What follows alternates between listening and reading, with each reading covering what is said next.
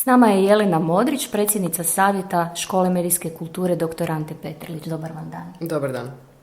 Recite nam za početak, po čemu je Škola medijske kulture posebna?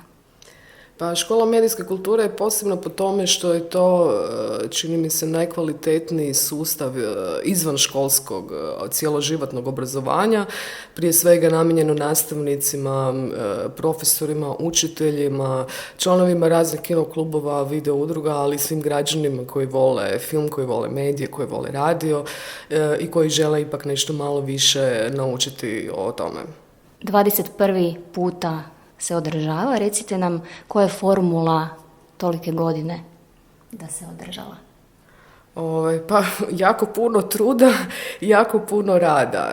Mislim, pokušavamo, to je bio cilj škole, okupiti najvrsnije stručnjake u svojim područjima, bilo da se radi o voditeljima stručnih, odnosno praktičnih radionica.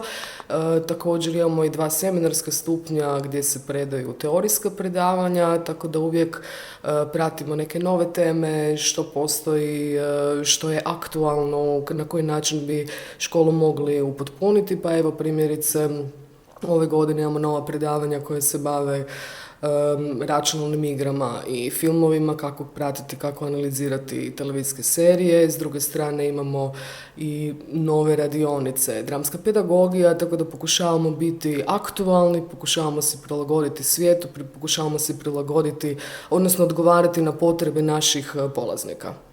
Vidjeli smo na otvaranju da ima i dosta novih ljudi. Kako to? Pa uvijek radimo, prije svega mislim da je usmena nekakva predaja najbolja preporuka. Točno ste rekli, mislim da je skoro pa polovica novih polaznika. Ove godine ukupno ih imamo 120, dakle računamo negdje 50-60 ljudi koji zaista prvi put došli na Školu medijske kulture. Ali ono što je bitno, dakle ova ostala druga polovica, to su ljudi koji nam zaista se iz godine u godinu vraćaju. Imamo 2 polaznice koji su tu, eto, po 21. put, dakle otkako je nastala sama Škola medijske kulture dr. Ante Petrlić. Svake godine i dalje imaju nešto novo za naučiti. Svaka radionica ima nekakvu svoju novu temu svake godine. S druge strane i tehnologija se mijenja, pokušavamo uvijek biti u korak i sa suvremenim digitalnim rješenjima i alatima koji su nužni za praksu, nužni za rad.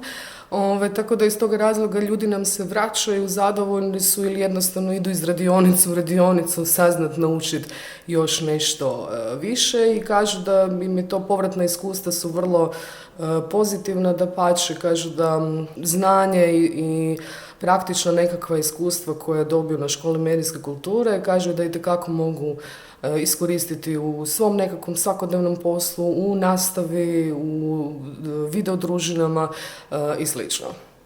Po drugi puta ste u Varaždinu?